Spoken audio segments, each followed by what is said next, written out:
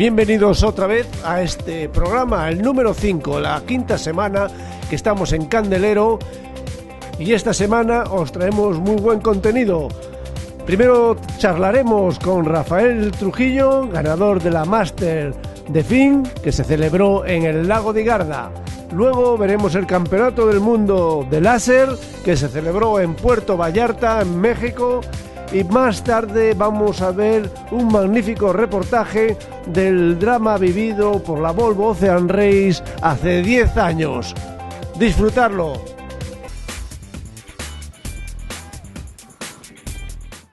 En Torbole, en el Lago de Garda, Rafael Trujillo y Pedro Jiménez ganan la World Master de Finn. Y qué mejor que Rafa Trujillo que nos cuente lo sucedido. Hola, buenas tardes, Rafa, ¿cómo estás? Buenas tardes, bien, gracias. Es el máster de Lago de Garda, el máster donde has participado y donde has tenido tan buenos resultados. Bueno, pues es más duro de lo que a simple vista una competición de categoría máster se espera. Eran 355 barcos y de entre 40 y 81 años como el deportista más maduro. Y la verdad que gente muy preparada y sorprendentemente muy en forma para lo que yo esperaba. Algún que otro sustito durante esta semana, pero al final pues nos hemos conseguido la victoria, cosa que me hace muy feliz. 300 embarcaciones, me dices, o sea, ¿cuántas naciones? 355, creo que había escuchado más de 37 naciones, pero no te puedo asegurar en esa cifra. Pero sí sé que había 355 barcos. Es una cifra bastante envidiable para cualquier flota en este momento, ¿eh? Como están las cosas, es complicado reunir a una flota tan grande. Sí, es muy complicado reunir una flota tan grande, y en la categoría Finn la verdad que es la flota más grande nunca vista, con lo que me llena de orgullo, pues bueno, puedo hacer un poquito de historia y traerme el campeonato máster ante una flota tan numerosa. Mira, he leído en las crónicas que nos enviaban del máster que estaba tal Pedro Jiménez. Yo realmente no tengo el gusto de conocerlo. Son 80 años. Coméntanos algo de él, por favor. Bueno, pues Pedro es mi nuevo héroe deportivo, porque héroe deportivo es muy fácil cuando uno es joven, es sano, hace muchos resultados, podemos decir. Todo el mundo nos viene en mente Rafa Nadal, que sigue siendo también mi héroe deportivo, pero cuando un señor de 81 años te enseña, bueno, a amar el deporte, a vivirlo con intensidad, y sobre todo es capaz de superar los límites, de las barreras que todo el mundo tenemos mentalmente, en un barco tan duro como es el Finn, demostrar que no solo se puede competir y disfrutar de la náutica, sino que encima cuando los días que participó, porque había días que hubo demasiado viento para él, lo hizo con su grupito y quedando muchos barcos de diferentes naciones detrás suya, fue bueno, para mí fue un motivo de orgullo. Desde luego, es increíble, 80 años encima de un Finn. Y con respecto, y además la sensación, porque además las sensaciones en un lago, que en este momento se está descongelando la nieve, y debe estar el agua realmente debe estar caliente, precisamente, ¿no? O sea, bueno, decían que la temperatura eran entre 12 y 14 grados del agua, y durante el tercer día de competición entró un temporal y la cota de nieve eran 800 metros por encima del lago, así que la verdad es que hacía bastante fresquito. No fue un campeonato Lago de Garda, norte del Lago de Garda, en Tórboles, siempre es un sitio de vientos fuertes, pero encima la diferencia térmica hizo que la densidad del aire fuera bastante pesada y la sensación de viento superior todavía a lo normal, con lo que fue increíble, vamos. Desde luego, el agua, incluso a la altura de donde está el Lago de Garda, también influye, ¿no? Bueno, y entonces ya pasando, quería que me comentaras un poco esa lucha que has tenido en la Medal Race, precisamente porque estuviste en un momento, en parte del tramo, en que no entrabas dentro de las medallas. Relátame un poquito cómo fue ese final. Bueno, la semana, cuando había 350 barcos, es imposible hacer una sola flota, y entonces durante toda la semana nos dividimos en flotas de 85 barcos, que sigue siendo un número bastante numeroso, y contra pronóstico, pues nos presentamos 3 barcos con muy pocos puntos, con lo que yo había ganado todas las pruebas anteriormente y mi rival, mayor rival, el ruso, tenían los mismos puntos que yo, entonces quien ganara, bueno, pues ganaba el campeonato, se lo llevaba todo, en la Mena del Rey, de la regata de los 10 mejores. También coincidía que yo nunca había competido contra él en todas las semanas, con lo que siempre había el duelo de quién era el mejor primero de la semana. Yo empecé mal, hice muy mala salida, creo que un exceso de confianza de toda la semana, y la verdad es que los primeros tramos, pues no agarré ninguna. Si estaba medianamente satisfecho con mi estrategia y con la táctica durante toda la semana, en esa regata parecía que lo hice todo al contrario, sinceramente. Llegué 35 segundos detrás del primero, el representante de la República Checa, que estaba tercero en la general, con lo que se habían cambiado los puestos, y el checo era primero, el segundo era el ruso, y yo creo que estaba cuarto, quinto en la general, con el paso de la primera boya. Bueno, respiré profundamente, analicé dónde la había fallado, que fundamentalmente me había equivocado, me había quedado en un pozo sin viento, y elegí ya en el primer tramo a favor del viento, elegí una buena táctica, me puse tercero en posición de batalla y seguí peleando. En la segunda vuelta ya estaba por estribor con una protesta contra el ruso, que estaba segundo y yo tercero, con lo que ya tenía el bronce asegurado, y que el jury dijo que desestimó porque era jurado en el agua, y repetí mi estrategia en la última popa y conseguí pasar los dos rivales que tenía delante, con lo que, bueno, muy satisfecho, mucho más sufrido de lo esperado y después de ver la semana creía que iba a ser un poquito fácil, pero un poquito más fácil, o menos difícil sería mejor decir, y bueno, satisfecho porque al final pues siempre en este tipo de cosas, cuando llegas primero tienes todo a perder y nada a ganar en la última prueba, así que cualquier cosa te sabe mal que no sea la victoria, así que la tenemos en casa, quedarnos con lo positivo de las lecciones aprendidas de nuestro amigo Pedro, cómo seguir amando el deporte siendo ya más maduro, y sobre todo, bueno, pues hay que ponerse las pilas porque en esta categoría, aunque ninguno quiere ir a la Olimpiada o no puede por edad, el nivel está altísimo. Bueno, pues nos alegramos muchísimo del resultado, por supuesto. Ya para rematar, ¿qué te faltó para ir a Río?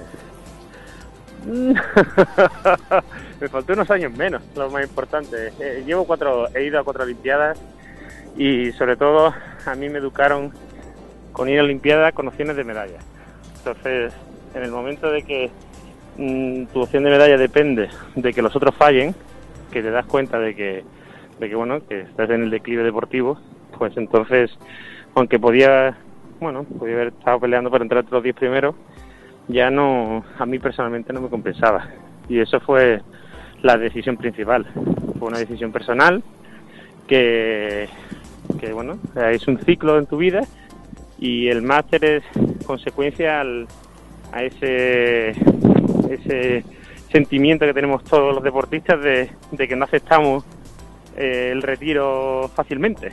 Entonces tenía todavía un poco de mono, y de cara a los Juegos Olímpicos, pues me lo he quitado corriendo el máster, y la verdad que no ha funcionado mucho porque ahora estoy más picado todavía. Sabes que no hay representación en las Olimpiadas, en la española. Sí,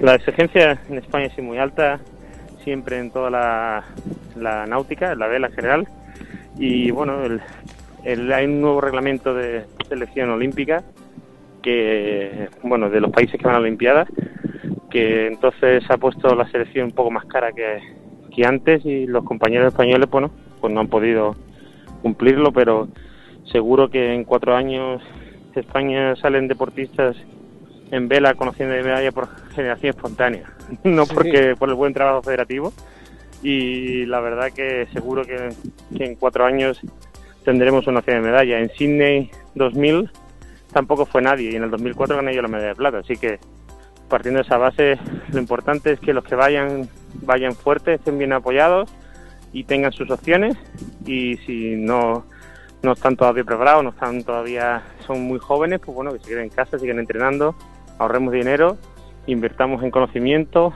y en 4 años pues tenemos otra oportunidad. Pues muy bien, me alegro mucho. Bueno, y ya acabamos, Rafa.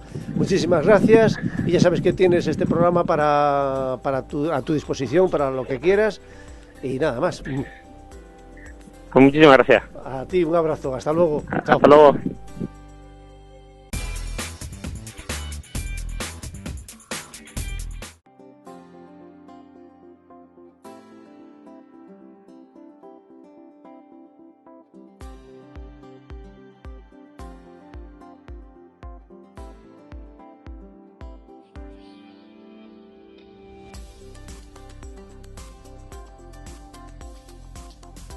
La Ribera Nayarit, en Puerto Vallarta, México, ha sido el testigo de excepción del Mundial de Láser Estándar 2016, en el que el británico Nick Thompson ha logrado revalidar su título de campeón del mundo de esta clase olímpica. El británico Nick Thompson ha dado un golpe de autoridad en la sexta jornada del Mundial de Láser de Estándar 2016 para abrir una brecha muy significativa de cara a la jornada final que se celebró en el Campeonato del Mundo de Láser Estándar. Con un décimo y un primero, Thompson se mantiene en la primera posición del Mundial de Láser Estándar 2016, aumentando la brecha con el segundo, el francés Jean-Baptiste, al que le sacaba 19 puntos. Ese colchón era margen más que suficiente para ver la última prueba. La última jornada ha sido impecable desde el punto de vista meteorológico, con un viento de 8 a 10 nudos en la primera manga del día y con 15-18 en la segunda. Unas condiciones espectaculares para ver la gran final. Así, Nick Thompson afrontaba la última jornada de este Mundial de Láser Estándar con un buen colchón de puntos de cara a poder conseguir el objetivo de revalidar su título mundial. Una jornada final en la que el británico nos ponía los pelos de punta y sorprendía a toda la clasificación con un 41º puesto en la primera manga del día, lo que le complicaba el poder terminar la semana como campeón del mundo. En la segunda manga mantuvo la emoción, pero al final el británico entraba en novena posición, 6 puntos por delante de Jean-Baptiste, lo que garantizaba el éxito de este Mundial de Láser Estándar. Primero sería Nick Thompson, segundo Jean-Baptiste y tercero Ruud van der Speer. Joaquín Blanco, representante español, quedaría de 38º y también Joel Rodríguez en el 45º puesto.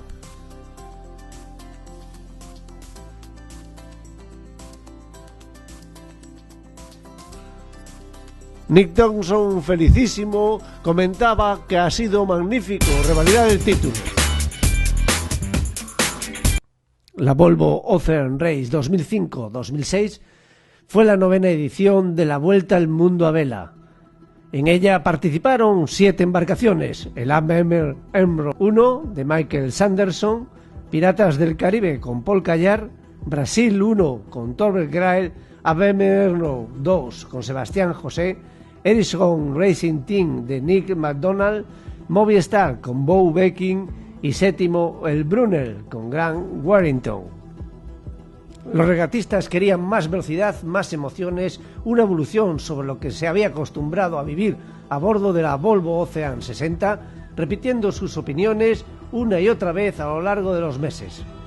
Cuando se presentaron los Volvo 70, el diseño parecía muy radical, por el aumento de la eslora y de la superficie bélica, además de la incorporación de una quilla capaz de pivotar 40 grados a babor y a estribor. Sin embargo, cuando los nuevos barcos se botaron para las primeras pruebas, saltó la alarma. Una novedad de esta edición era la inclusión de regatas costeras con el fin de dar más variedad a la regata y evitar que bajase el ritmo de competición durante las escalas. Se decidió que en determinados puertos se celebrasen regatas cortas que permitiese al público disfrutar de los enfrentamientos cuerpo a cuerpo. Cuando se presentaron los Volvo Open 70, el diseño parecía muy radical por el aumento de la eslora y la superficie bélica, además de la incorporación de una quilla capaz de pivotar 40 grados de babor a estribor, Sin embargo, cuando los nuevos barcos se botaron en las primeras pruebas, saltó la alarma.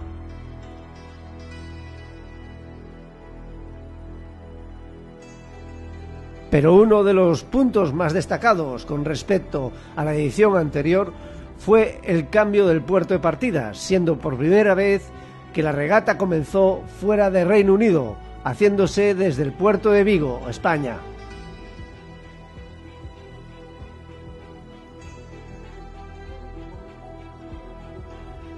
El recorrido que tendrían que realizar los 7 barcos de la Volvo Ocean Race sería Vigo a Cape Town, en Sudáfrica. Posteriormente irían a Melbourne, de Melbourne a Wellington, de Wellington a Río de Janeiro, pasando Cabo de Hornos, de Río de Janeiro a Baltimore,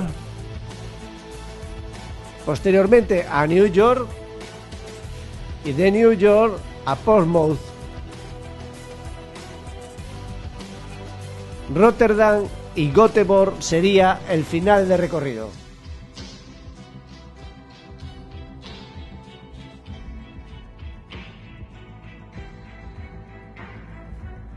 Pero la gran desgracia de la Volvo Ocean Race 2005-2006 sería la 7ª etapa.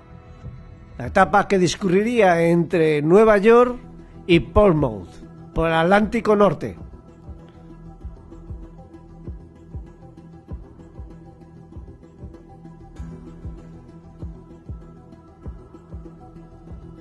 Del 18 al 21 de mayo del 2006, hace justo 10 años, se escribió en el Océano Atlántico uno de los capítulos más trágicos de la Vuelta al Mundo de la Volvo Ocean Race, con la muerte del holandés Hans Harebaerts, que cayó al agua tras ser arrastrado por una ola.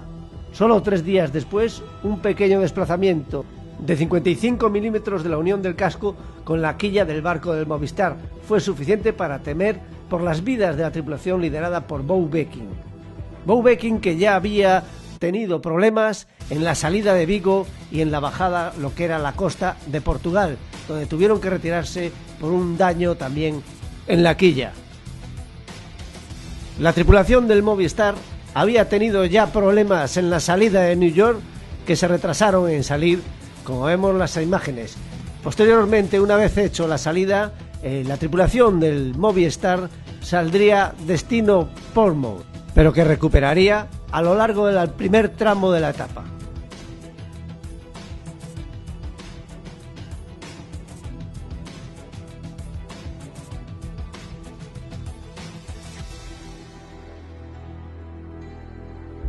Hans Harebaerts, de 32 años, estaba navegando como un tripulante experimentado con el equipo Umbro 2, compuesto por su mayoría por navegantes menores de 30 años. El equipo estaba a 1.300 millas del final de la etapa transatlántica cuando el viento subió de 12 a 25 nudos. El patrón, Sebastián José, iba al timón y Harebaerts estaba trimando el spinnaker cuando el barco se encontró de frente con una ola con un viento de 25 nudos y Harebaerts se cayó por la borda. Después de 40 minutos de búsqueda, la tripulación encontró su cuerpo y lo subieron a bordo, pero no pudieron reanimarlo. A pesar del trauma que supuso la pérdida de Harebaerts, el Umbro 2 decidió completar las etapas restantes en memoria de su compañero. Tristemente, se le echó muchísimo de menos.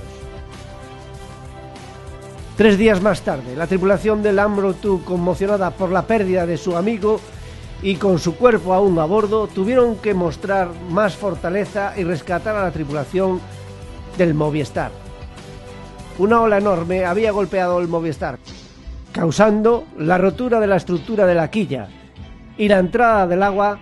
Ante la amenaza de una tormenta de 50 nudos en las siguientes 24 horas, el equipo tuvo que decidir si permanecía en el barco, que podía hundirse en cualquier momento, o abandonarlo.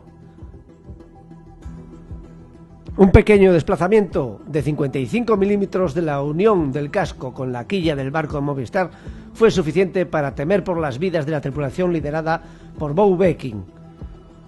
El velero se hundía con 10 personas a bordo a 500 millas de la costa más cercana. El desenlace pudo ser fatal, pero el Amro II, el mismo barco que acababa de perder a un regatista, logró rescatar al equipo español.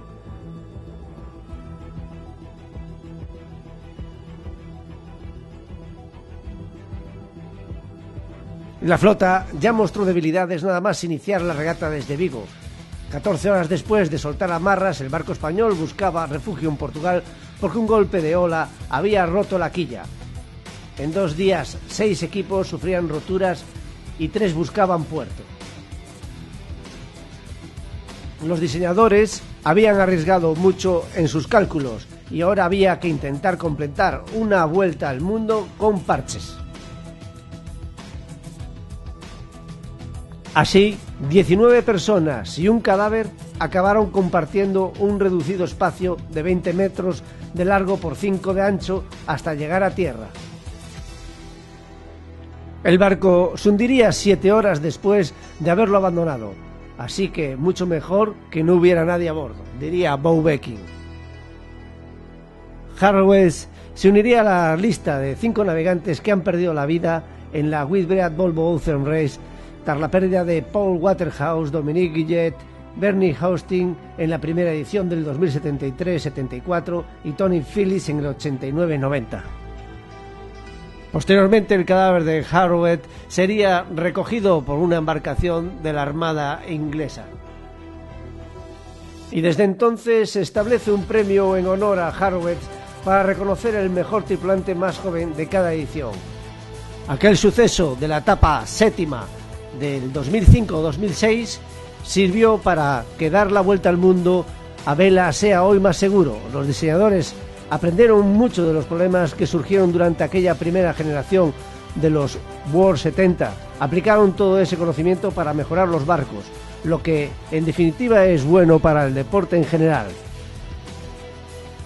Y el vencedor de la séptima etapa de la Volvo Ocean Race 2005-2006, sorteando el Atlántico Norte con sus borrascas e incidencias, fue el compañero de viaje de el Amro I. El Amro I, patrocinado por Michael Sanderson, que al final también se haría con la victoria final de la Vuelta 2005-2006.